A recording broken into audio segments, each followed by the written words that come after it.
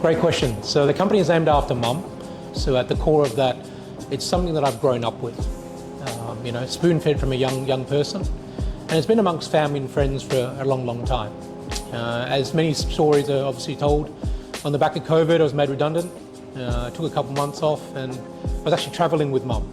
And I just turned to her and said, I've got to do this. So at the time, it was June 26, 2022. Sunk every single cent I had into the business, and 4 years later, we're blessed with an export opportunity, and just enjoying bringing Mum's recipes to the world.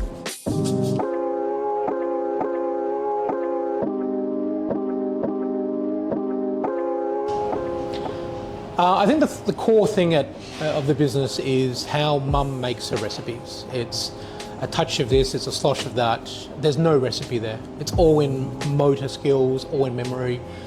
Grandma, Mum. It's amazing when you see them actually in the kitchen and the way they bring things together. People think they can easily be taught. It's not like that. It's stuff that you wish you had, but you're either born with it or you're not. And it's beautiful to see that. It allows me to be that creative one, to say, hey, how do we bring it out? How do we get it in everyone's pantry, on their plates? So that's very important. Mum's role in the business nowadays is purely quality control. So she's brutal.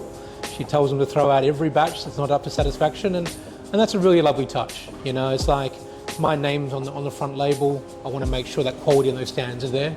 And I think probably the second brand attribute is the creative aspect. So I'm not a very good cook, but from a palate perspective, I push the boundaries. So, we bring out different varieties. We're always got a big focus on R&D, and that's why our range has grown from 1 to 5 and now 16 recipes deep, with plenty more to come.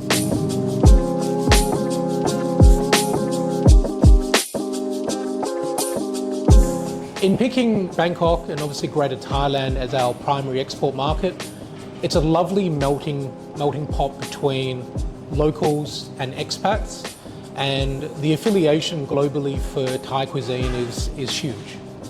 And I'm really excited to see how both consumer bases actually grasp onto our range, because our OG, that's proper spice, it's Thai spice. So it's exciting to see how that's going to be accepted and then utilised. But we've also brought out our chili honey and our chili almonds just to round out our offering to the market, but very excited to see how it's received.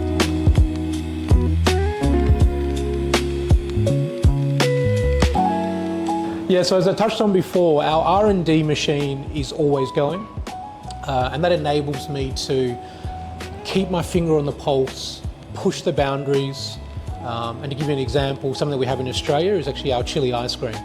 So at the right time, it will be available here. It's just obviously the pathway.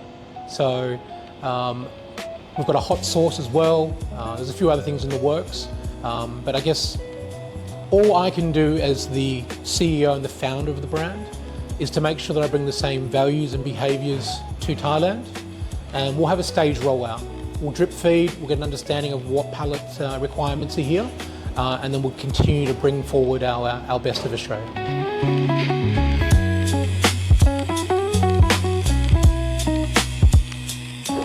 Yeah, so in choosing to work with Tastemakers, I think the biggest thing that I'm very happy with is the energy and the connectivity that's available at each of your events.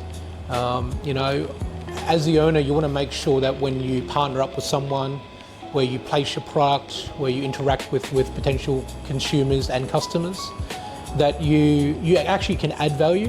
And I love the fact that let me rephrase that. I like the fact that you've got this platform which is reverberating around the Bangkok scene. You've got so many points of differentiation, and as a brand that's entering the market, it's a no-brainer. We want to be a part of that. So as a part of the offering, we want to make sure that obviously each guest has some product to take away with them, and that will obviously help spread the value add.